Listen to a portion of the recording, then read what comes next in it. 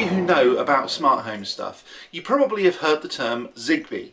You've obviously heard about Wi-Fi, everybody has, but what about Zigbee? What is it, and is it better than Wi-Fi? So in this magical man cave, I've got tons of technical stuff. I've got lights and switches and sensors all over the place, and if they were all to use Wi-Fi, there would be a contention on all of these things. So in this video, I'm going to be talking about whether Wi-Fi is better than Zigbee, or Zigbee is better than Wi-Fi. Let's do a grudge match, work out which one is better overall. Now the answer is always going to be, it depends, but I'm going to talk about this specific use case for a magical man cave, or a man cave of your own, where you've got a whole load of stuff and you want a certain ambience, where you've got maybe multiple lights, multiple switches, multiple sensors, all of those sorts of things having to work together quickly. Maybe I can help you avoid some of the mistakes that I've made that have cost me some money and also some time. So here in the Magical Man Cave, I've got lights all over the place. I've got 4 spotlights, I've got wall lights, I've got under bar lighting. I've even got these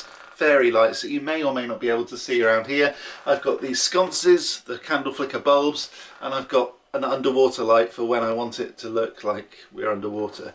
Don't ask me why, I just do. And then I've got the LED strip around the bar, I've got the fridge light, I've got a side light, and I've even got fairy lights behind the bar too. So I've got loads of lights all over the place, and they all go on and off and change colour and dimness and all of that sort of stuff depending on the atmosphere that I want to create. I've even got infrared candles that go on and off according to an infrared signal. All of these things are smart devices, and all of them, because they're independent of each other, will require their own IP address if they're on Wi-Fi. This is where the first problem comes. Wi-Fi is brilliant, but it does mean that every single device needs its own IP address, or Internet Protocol address. I'm not going to get very technical with this video, but I am going to go into some of the nuances and some of the reasons why you might want to switch to Zigbee or vice versa. So a Wi-Fi router has a list of numbers, and it applies each one of those numbers to a device. It's kind of like a hotelier giving out a key to each individual guest.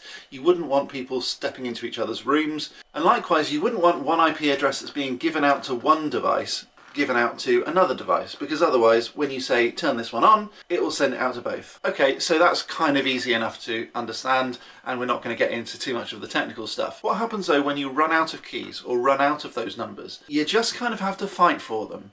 So in a similar way to an overcrowded hotel, people will just fight for those rooms and fight for those addresses, and sometimes the wrong person is going to be given the wrong address, and sometimes people are going to be given multiple addresses. Sometimes people won't be able to get in at all and they'll be turned away, and that's exactly what happens when you've got too many devices on one network. So initially I tried to get around this by having multiple networks. I tried to create multiple versions of that network by saying, okay, this one's my home network and this one is my personal network. So I was given a name, or an SSID, by my internet service provider. This name is just what comes with the router. Now you'll have seen this sort of stuff yourself. If you've got Sky, it'll be Sky 2866999913 whatever, and it'll just be a long list of numbers, and it probably won't make a huge amount of sense to anybody, including you. Now you can change that on the router settings. I didn't bother with mine, but I did create my own network. This other network that I've created my own SSID, so I can say, for example, Magical Man Cave, and it'll be called Magical Man Cave as the network. That's not it, by the way, don't try and hack me. But my point is that you can assign a different name or a different SSID so that you can create this new network. Okay, so far so good. And if you've got multiple SSIDs, then you've got a new list of numbers. That's brilliant, but I still started running out because I've got too many smart plugs as well as lights, and a whole load of other devices like Raspberry Pis to control my talking pumpkins and my talking skull and my moving portrait and my ghost hole, and even the thunder and lightning machine, which then goes off and starts flashing and all of that sort of stuff. It's awesome. Okay, lovely. So we've got lots of different devices, all with loads of different IP addresses, and the router's kind of running out of numbers. So what do we do? So in walks Zigbee. What is Zigbee? It sounds really cool, doesn't it? It's basically a coordinator stick. It's like a little USB stick that you plug into a Raspberry Pi that runs Home Assistant, and that's in my main house. Then you've got a whole mesh of different things. So this mesh is created by things that you plug into the wall. So smart plugs and switches, and mainly bulbs, to be honest, smart bulbs, but they've all got to be Zigbee compatible. The way that that then works is that it routes a path through all of these devices to get to a device that you want to turn on and off. And so every device that you add to this network, rather than contending for IP addresses, because it doesn't work on IP addresses, it works on radio, it will then pass through those devices and it will make the mesh stronger. So the more devices you have, the more routes it's got to go through in order to get to that final device. So let's say you've got a device in the man cave and it's the center spotlight. In order to get from here to the Home Assistant server, it's got to go through walls and bounce around corners and all that sort of stuff. So for example, I've got one plug in the wall just over there, which then links on to a router repeater in the kitchen, which then goes to a smart plug in the hallway, which then goes to one in the living room, which then goes to my Home Assistant server in the same room. That way then it can work out its own path. That's just one example. I've actually got loads of different lights, loads of different switches, and loads of different sensors as well. With Zigbee though, there are two different types of device. There's an endpoint device like a door switch that can't then reroute it to something else, or there's a router device like a plug or a light bulb that can route that path back through. So not only is it a device that works in and of itself and turns on and off and dims and all of those sorts of things, it can also repeat the signal for other devices as well when it's not getting its own device signal through. So okay, it sounds like Zigbee is going to solve all of my problems. Let's replace everything with Zigbee. Well, I kind of did that. Not totally within the man cave, but most of them are now Zigbee switches. And most of my light bulbs are also Zigbee light bulbs. Which is good, except that in order to get the speed, you can't use Zigbee to get the speed because it's actually quite a lot slower than Wi-Fi. So if I want a light bulb to flicker, for example, or change colour very rapidly, I might want to send it lots of messages, like I could with Wi-Fi.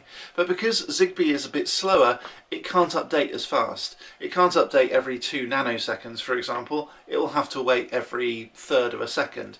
That may not seem like very much to you, but if you've got a routine like I've got that turns on and off the light and turns it into almost a candle flicker bulb just through the YAML integration in Home Assistant, you can struggle when it starts to be used on Zigbee because Zigbee isn't fast enough to update. That said, when I'm using Home Assistant on the dashboard, I want to make sure that when I say turn this off, it does turn off, and Zigbee is much more reliable for that. It also feeds back to say, okay, it's turned off. And rather than using like the Smart Life integration, the great thing is because this doesn't use IP or Internet Protocol, it doesn't need the Internet. This doesn't use the Wi-Fi at all, it doesn't use the cloud at all, and if I wanted to, I could disconnect the internet and still say, okay, I want to turn this on or this off, and it would just work.